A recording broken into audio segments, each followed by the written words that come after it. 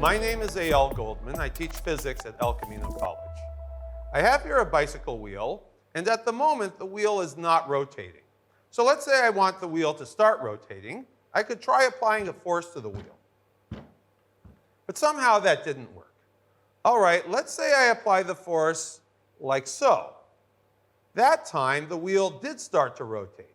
What's different about this force versus this force? The force applied along a radius of the wheel was not effective in changing the rotational motion. The force applied along a tangent to the wheel was effective at changing the rotational motion. To be precise, look at this point on the wheel marked by the piece of blue tape. You can see that if I set the wheel into rotation, that piece of blue tape traces out a circle. Now, if I come in and apply a force at the position of the blue tape, then if that force is applied along a radius to the circle that the blue tape wants to trace out, that force applied along the radius is not effective at changing the rotational motion. However, if I come in and apply a force which is tangent to the circle that that point wants to trace out, then that force applied along the tangent is effective at changing the rotational motion. Now let's say I come in and I act on the wheel with a force which is not along a radius and not along a tangent, but rather is oblique to both of those directions. A force applied along that oblique direction can still be effective at changing the rotational motion of the wheel. However, in the case of the oblique force, what is important is the component of the force along the tangential direction. Let's say that I have here an object which can rotate, and I'm going to have a force which comes in and acts at some point within the object. So here's the force.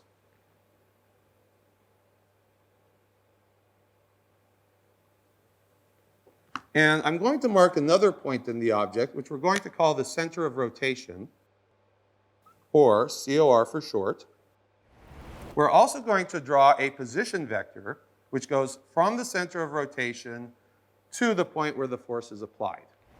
Now we would imagine that this object is set into rotation with the center of rotation fixed. So for example, imagine if this was a bicycle wheel, and I would set the bicycle wheel into rotation with the axle here fixed, then this point over here would trace out a circle around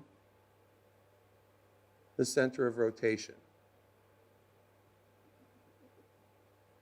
Now, remember that it is the component of the force along the tangent here which determines how effective the force will be at changing the rotational motion of the object. So we'd like to work out an expression for that tangential component of the force. Now, to start, I'm going to extend the position vector so that we now have an angle phi between the extension of the position vector and the direction of the force vector. And now second, I'm going to come in to this point where the force is acting and draw a tangent to the circle that that point there wants to trace out. Okay. So the tangential component of the force can be constructed by going to the tip of the force vector and dropping a perpendicular onto the direction of the tangent. And what we then have here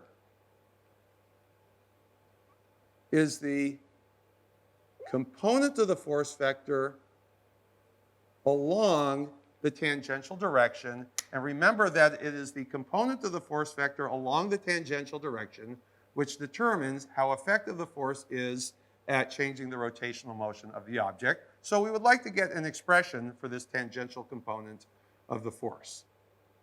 Okay. Now, one thing we can notice is that we have parallel lines here.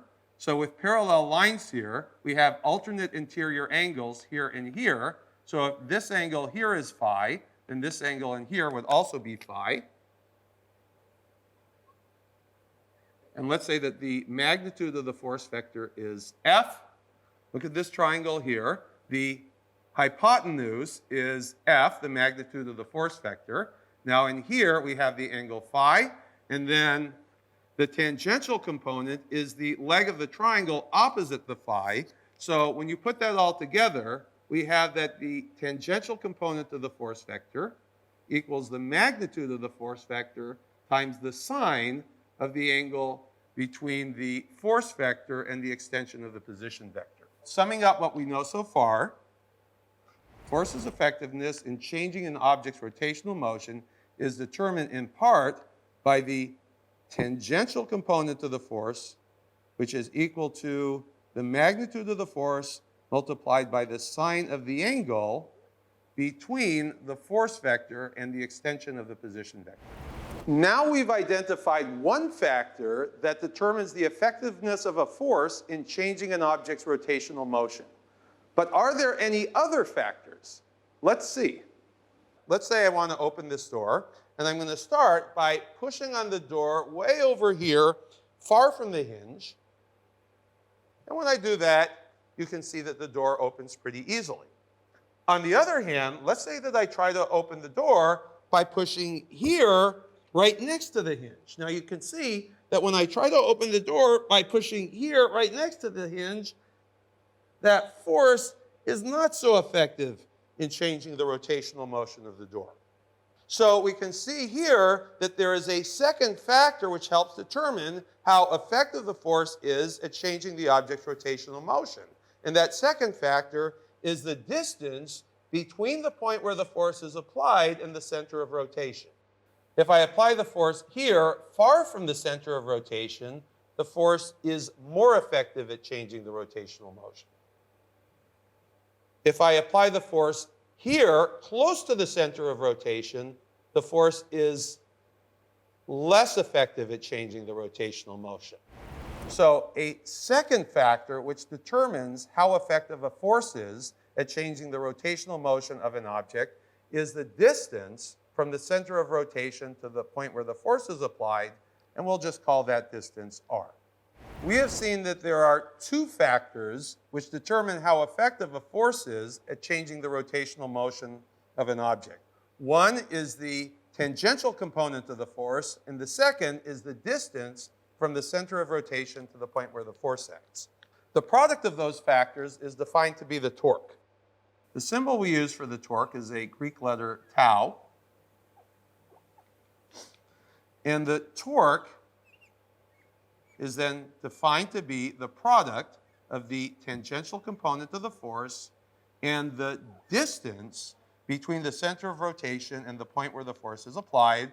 And also, we add into our definition a plus or minus, where we will see that that plus or minus will help us keep track of which torques tend to make the object rotate clockwise and which torques tend to make the object rotate counterclockwise. Okay? Now, we showed earlier that the tangential component of the force is equal to the magnitude of the force times the sine of the angle between the force vector and the extension of the position vector. So now we have that torque is equal to plus or minus magnitude of the force, sine of phi times r, or just to rearrange this a bit, we'll say that torque to plus or minus rf sine phi.